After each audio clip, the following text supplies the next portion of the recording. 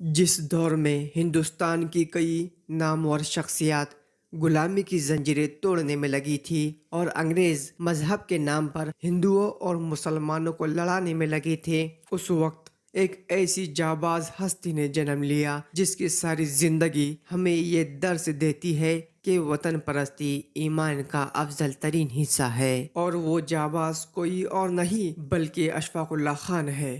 اشفاق اللہ خان 22 اکتوبر سن 1900 میں U P کے شہر شاہجہاں پور میں پیدا ہوئے۔ ان کے والد کا نام شفیق اللہ خان اور والدہ کا نام مظہر النساء تھا۔ وہ 4 بھائیوں اور ایک بہن میں سب سے چھوٹے تھے۔ 9ویں جماعت تک تعلیم حاصل کرنے کے بعد تعلیم کا سلسلہ ختم کر دیا۔ وہ ہاکی، نشانہ بازی اور شہ سواری میں مہارت رکھتے تھے اور اردو کے ایک بہترین شاعر بھی تھے۔ 14-15 سال کی عمر میں انڈین ریپبلکن ایسوسی ایشن میں شامل ہو گئے۔ مشہور زمانہ کاکوری کیس، جس میں اشفاق اللہ خان کو پھانسی کی سزا ہوئی، اس میں اشفاق اللہ خان نے ظلم کے خلاف جس دلیری کا ثبوت دیا اس کی مثالیں بہت ہی کم ملتی ہے۔ وہ 8 ستمبر 1926 کو دہلی میں گرفتار کیے گئے۔ 6 اپریل 1927 کو لکھنؤ کے سیشن جج مسٹر ہیملٹن نے انہیں پھانسی کی سزا سنائی اور اشفاق اللہ خان کو